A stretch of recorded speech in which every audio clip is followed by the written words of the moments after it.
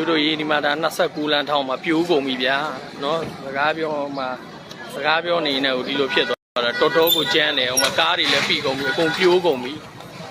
နော်ဟိုဘက်မှာအခြေအနေကတိတ်မကောင်းဘူးအိမ်ထဲကနေထွက်ရင်လည်းထွက်ထားဖို့တော့လူတယ်တင်တယ်အောက်ကနေညလာရင်ဟိုအောက်မှာလူတွေလည်းပြီးတယ်လို့ပြောတယ်နော်အခြေအနေကတော့မကောင်းဘူးဒါ29လမ်းအခုဟိုမှာ81လမ်းထောင်ပါပေါ့နော်ကားတွေလည်းအကုန်ပြီးအိမ်တွေလည်းပြိုဒီဘက်မှာလည်းဟိုဘောဟာတွေပြိုကုန်တာ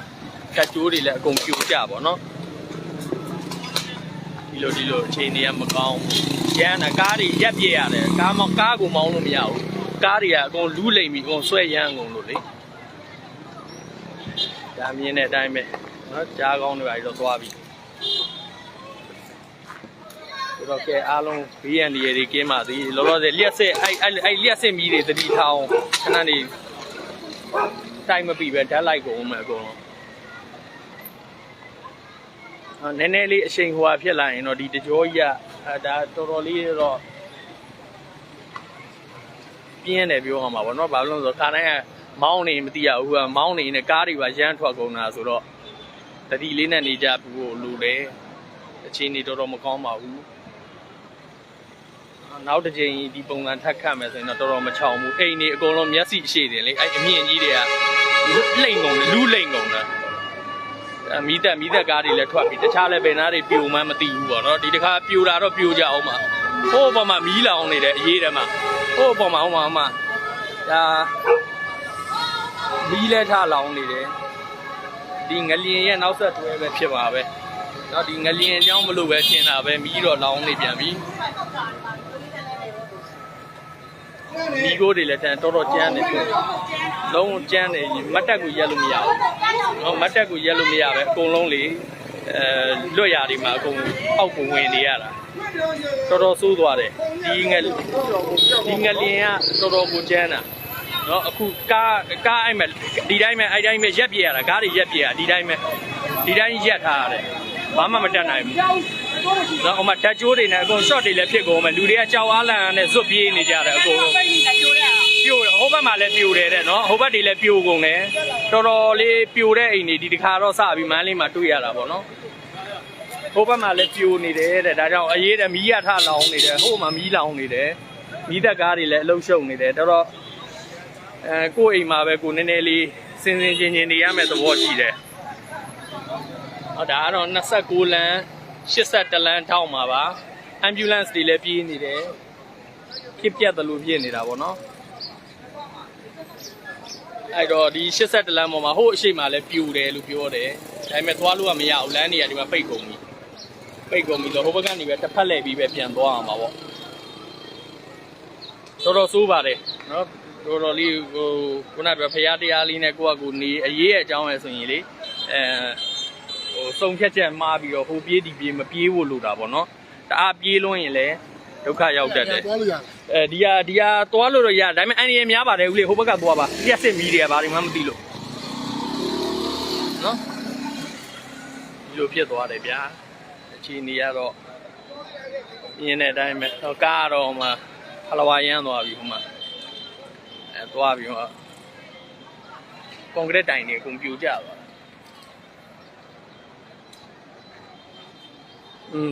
ဟိုအရှိမလည်းပြူတယ်ဆိုတော့ဘာပြူမှတော့မသိဘူးဆိုတော့တော်တော်မကောင်းပါဘူးဟိုပေါ်လဲဟိုမှာတိုက်ကတဝက်ပြူသွားတာတွေ့လားမသိဘူးဟိုမှာတဝက်ဘေးကဟိုဟာကြီးပြူသွား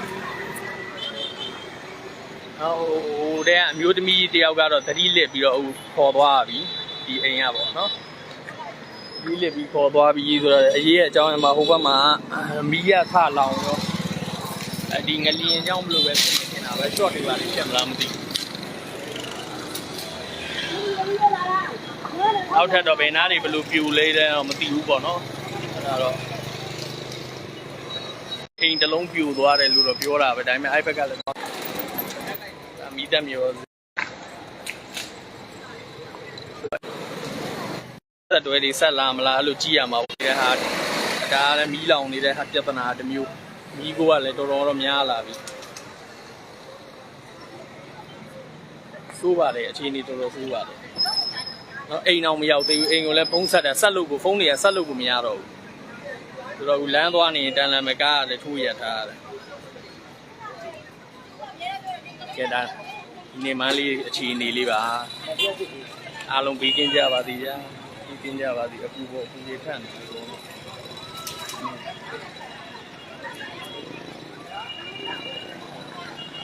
ပစ္စည်းပြုတ်ကြလို့အခုနောက်တစ်လုံးများနောက်တစ်လုံးမှာနောက်တစ်လုံးအိမ်တွေပြိုးကုန်တယ်အခုသတင်းကြားတော့အိမ်နာပလီလဲပြိုသွားပါတယ်တဲ့နော်အဲ့ကျွန်တော်တော့အိမ်ကိုမရောက်နိုင်ဘူးဆိုတော့ဒီဘက်မှာလဲပြိုတယ်ဗျာ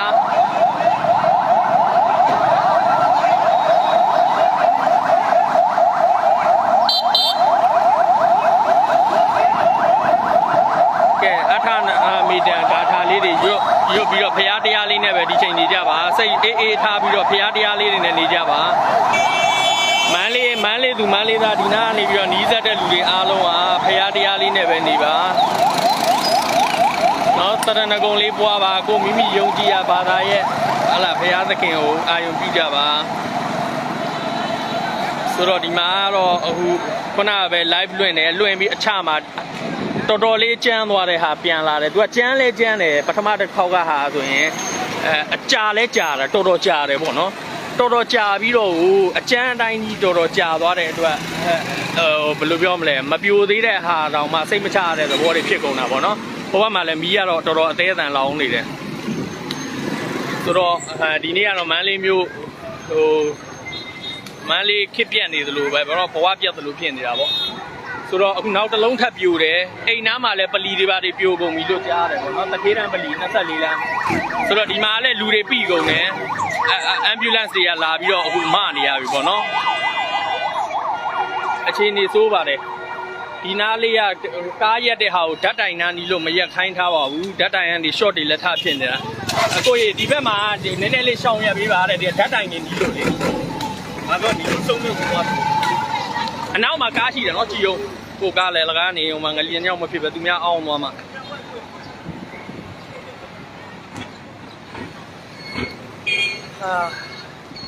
စိတ်မချမ်းသာပါဘူးဆိုတော့အဓိကကလေးရှိတဲ့အိမ်တွေလူကြီးရှိတဲ့အိမ်တွေကိုလေနည်းနည်းလေးဟိုဘေးလွတ်ရာလေးတွေကိုဒီချိန်ရွှေ့ထားတာကောင်းမယ်ဗျနော်ဘာလို့လဲဆိုတော့အခုနောက်တစ်လုံးလာအောင်မယ်လို့တော့ပြောတာပဲကြားတာပဲဟုတ်မဟုတ်တော့မသိဘူးဖြစ်လဲဖြစ်နိုင်တာပေါ့နော်အချိန်မကြာခင်လေးအတွင်းမှာနောက်တစ်လုံးအခုဆက်ပြီးနောက်တစ်ချိန်ချသွားတာရမ်းထွက်သွားအောင်ခါသွားအောင်ကိုချတာ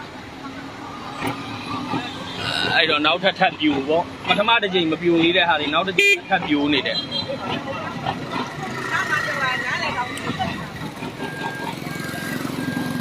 ဒီရလေဘာပြောပါလို့ तू ကအဲ့ကသွားမရဘူးရှာချီပြီးတော့ဝင်နေတယ်ထပ်တယ်ဗျဟိုမှာဓာတ်ကြိုးတွေတလောက်ကြတော့အဲ့ပေါ်တွေနင်းပြီးသွားနေပြီးရင်ဖြစ်ကြအောင်မှာတော့ဘောကြတဲ့လူတွေပဲ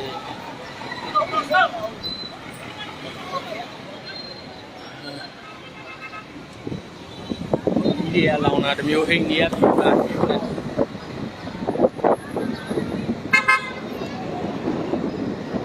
ီရတော့ဒီညံနေစော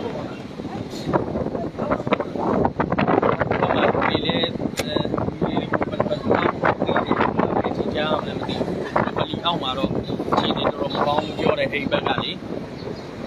ဟိုဘက်မှာမီးရလည်းတော်တော်ကိုလောင်နေတယ်ဆိုတော့ဒီငလျင်တန်ကြောင့်မီးရထင်းရတာလည်းနည်းနည်းပူခတ်နေကြကဲစရေးတွေကလည်းဘာတွေဘလို့ကဲရမှန်းမသိဘူးလေဖြစ်တယ်ဆိ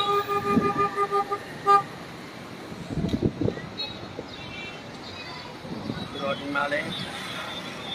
ခြေနေမကောင်းဘူး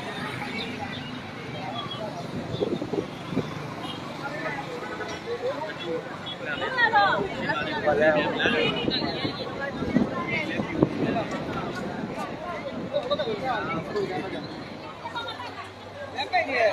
လမ်းပိတ်နေဟုတ်ပါပိတ်သွားပြီတိုးသွားတာသွားမယ်ဖြည်းဖြည်းချင်းသွားတော့ရတယ်သွားပါခွေးလိုက်တော့ဖြည်းဖြည်းချင်းနေပါလေ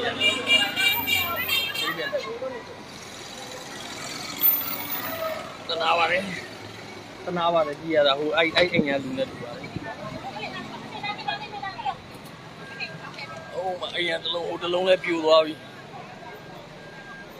ဆိုတော့တရား82လမ်းမှာလည်းပြိုတာ2လုံး3လုံးရှိပြီဟိုအိမ်ဘက်ကပလီရလည်းပြိုသွားတယ်တတိတန်းပလီပြိုတယ်တဲ့ပြောတာပဲအခုတော့အိမ်တော့မရောက်သေးဘူးเนาะဟိုဖြစ်နိုင်တော့ဘေးလွတ်ရာလေးနေကြတာကောင်းပါနှစ်ချိန်တော့စောင့်ပြီးသွားပြီလေဆိုတော့ဘဟိုချက်ကနဲ့တော်တော်ကိုညီးပုံပေါ်ပါတယ်ကြည့်ရတာလေအချိန်တော်ကြာတယ်တစ်ခါကိုကြာတာမှလှုပ်ကလေးကြာတာမဟုတ်ဘူးအကျန်းလိုက်ကြီးကိုကြာတာဆိုတော့ပြင်းကြပါစေဗျာဘုရားတရားလေးနဲ့နေထိုင်ကြပါတော့ကင်စေကြီးအဖွဲ့တွေလည်းဖြစ်နိုင်ရင်တော့ဘယ်အဖွဲ့ညာအဖွဲ့မလို့ပဲနဲ့လေကြုံရင်ကြုံတယ်လို့အားလုံးပူပေါင်းလုပ်ဒါတော့ကောင်းမယ်ထင်ပါလေအားလုံးပြင်းကြပါစေဒီနေ့ညတော့အခက်မြင့်နေပေါ်တတ်မအိမ်ဖြစ်နေထွက်လွယ်ကူတဲ့နေရာပြေးရလွယ်ကူတဲ့နေရာတွေစီးပြီးအောင်ပြေးဟုတ်ပါမှာဒါမှမဟုတ်ဒီပြန်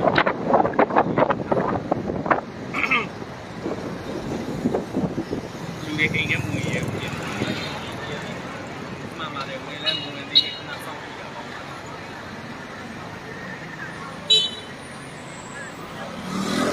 အားတော့30နှစ်နာ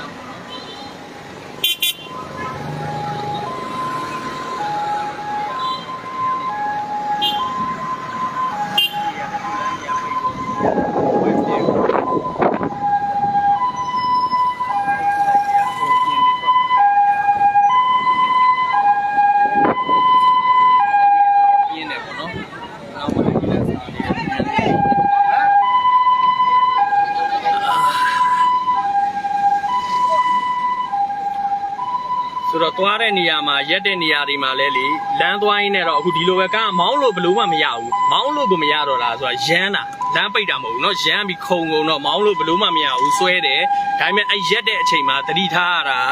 ဓာတ်တိုင်နေဘေးမရောက်ဖို့ဓာတ်မီးကြိုးအောက်တွေမရောက်ဖို့ဒါလည်းအရေးကြီးတယ်ဒါတွေလည်းသိကြအောင်နောက်တစ်ချိန်လို့ပြောနောက်တစ်ချိန်ရမ်းပါပြီနောက်တစ်ချိန်ရမ်းပြီဒါကြောင့်မလို့ရှောင်နေတာကောင်းပါတယ်ဒီလိုလမ်းလေကွာမှာလွတ်တဲ့နေရာတွေမှာ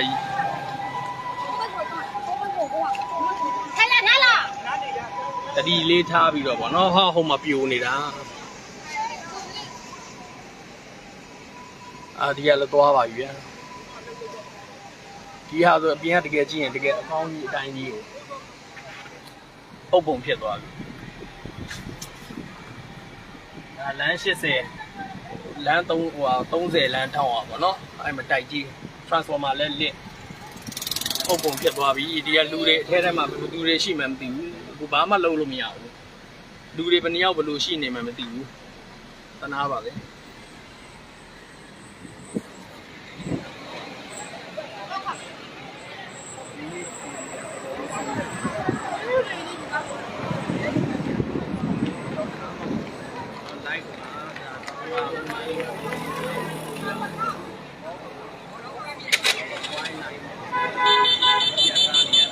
ရမနေရတယ်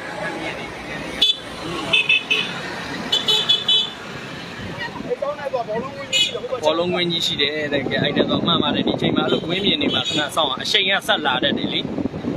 အဲ့တော့ကွင်းပြင်နေလွတ်တဲ့နေရာတွေမှာအရင်ဆုံးသွားပြီးနေပေးပါထပ်နေပေးပါအခုတတိယတစ်ချိန်ကနည်းနည်းလေးပျော်လို့တော်ပြီးပြောမှာပေါ့နော်ထပ်ဝင်စောင့်နေတော့ကျွန်တော်ထောက်လာဆိုတော့အချိန်မှလည်းလမ်းနေပုံ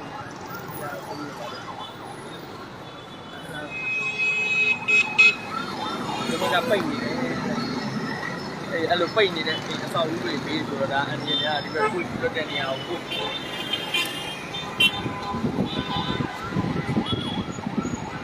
ဒါပဲမနက်ကအားလုံးကြည့်နော်မနက်ကအားလုံးသူကသူအေးစီသားလာရလို့ချိန်နေကြပြီမဲ့ဒီလိုအချိန်မှချပြီးဒီလိုစော်သွားတာပဲဘာမှပြောမရဘူးနော်ဘောကလည်း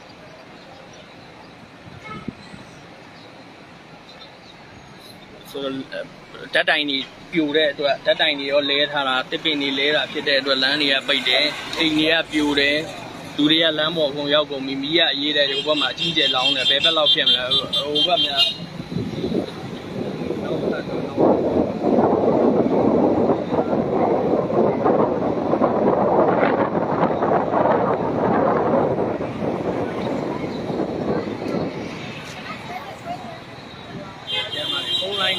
လုံးဝပြတ်သွားလိမ့်မယ်ကိုယ်အိမ်ကခုနကတော့အသက်ဆွဲကန်ကောင်းလို့ရအ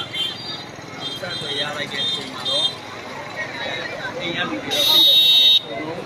အကြောင်းဘက်ကိုရောက်နေတယ်ဒါပေမဲ့အိမ်တောင်းကပလီပြူတယ်လူသေးတယ်လို့လည်းကြားတယ်ဒီလိုတော့အိမ်သွားဖို့အိမ်ဘက်ရောက်ဖို့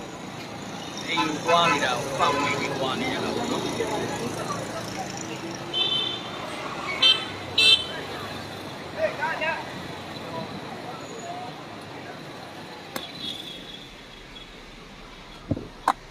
ဒါတော့ပူတာကြီးဒ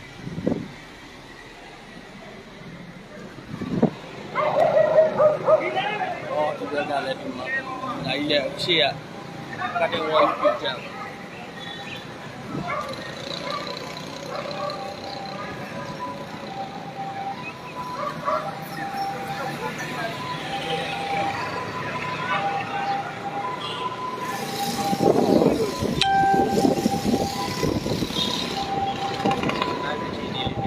လိုက်တွေ့တယ်ဘယ်ချိန်ဘလူထားပြီဘလူကျန်းသွားမလဲဆိုဘာမှပြောမရတဲ့အခြေအနေမျိုးပါတော်တော်ကျန်းတာရဲ့လုံးလုံးနဲ့ခုံ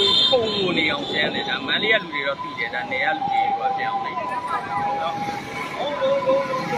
ဒီရဆက်ဆက်ကျန်းတယ်ဒီဘက်မှာလည်းဒါလည်းပြူထားပြီဒီဘက်ကလည်းစနာတန်မန်တဲ့ထောင်းနာမှာဒါဒီအိမ်ဟိုကလေးဟိုကရောင်းနေဆိုင်လေအဲ့ဆိုင်ကလည်းပြူထားပြီ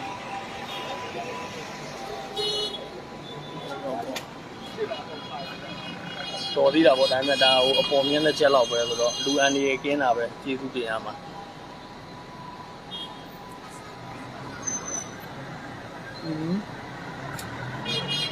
အားလုံးမြစ်တာတုပ်ကလေးတွေရွတ်ပြီးတော့လေဖရားတရားလေးနဲ့စိတ်ကြီးနေကြပါလို့နော်အားကြီးတဲ့အစိုးရင်ဟိုကမဖြစ်ပါနဲ့ကိုကသတိတော့ထားရမှာပေါ့နော်သတိလေးနဲ့ပဲနေကြပါလို့ဆိုတော့ဥစ္စာကဟ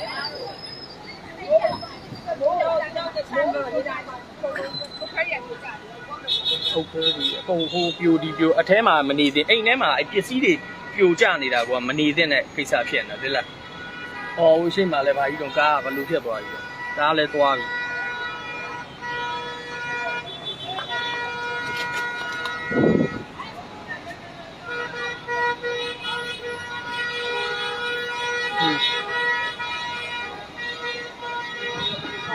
တနာပါလေအဲ့တက်ကြီးတွေကိုတနာဖို့ပေါ့ဝေးလင်းဟိုကောဟိုယူပြကြကြည့်တော့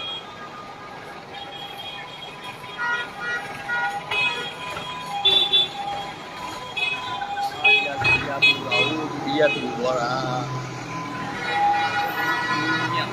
ကားနဲ့ရှင်းနေဘလောက်ဆိုးတယ်ဆိုးတာပဲဟောဒီကားလည်းသွားပြီဒီဘက်လည်းသွားပြီဒီကမှလည်းအတိကျမ်းမှုပေါ်တယ်ဗျကယ်ဆယ်ရေးတွေတော်တော်စူးညံ့နေတယ်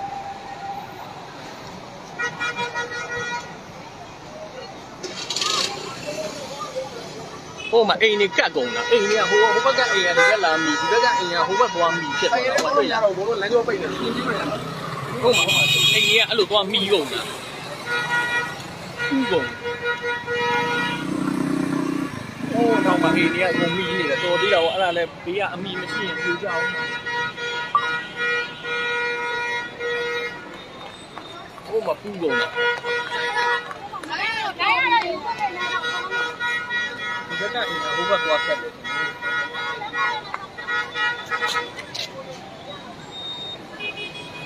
လမ်းကျော်တွေကတော့ပိတ်နေပြီ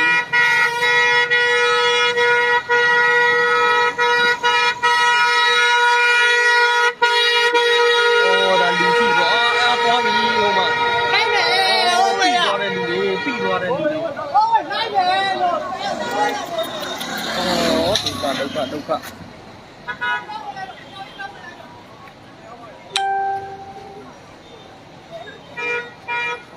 ဒီထန်အဲ့ထန်ရတဲ့လူတွေကားတွေနဲ့တည်ပြီးပြုတ်ပြီးနေတာသနာပါတယ်အနေအများလို့လားဗျာ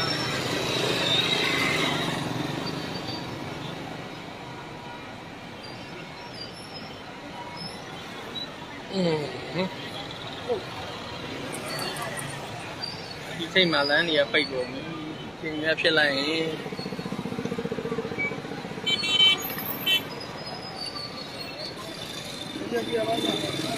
မန်းလေးဒီတစ်ခါတော့အခြေအနေဆိုးတာတစ်ခါမှမတွေ့ဘူးတော်တော်ဆိုးတယ်တော်တော်ဆိုးတယ်တော်ဘူးကျန်တယ်ကလေးရလေဒါအခုရောရှင်နီးနဲ့ပဲဖုန်းပြောနေနေငါတို့ငလျင်ဆိုတော့အဲကားတောက်လျှောက်ဖုန်တာဒုံဆိုပထမကားကကိုယ်စောင့်သွားတယ်အမှဟာကြီးဟုတ်တယ်ဟာကားမောင်းလို့ကိုမရတော့ရမ်းတာလေအကုန်လုံးစိုက်ကယ်တွေလဲဗာလဲဆိုတော့ကားကိုရောက်တဲ့နေရာထိုးရက်ပြရတာ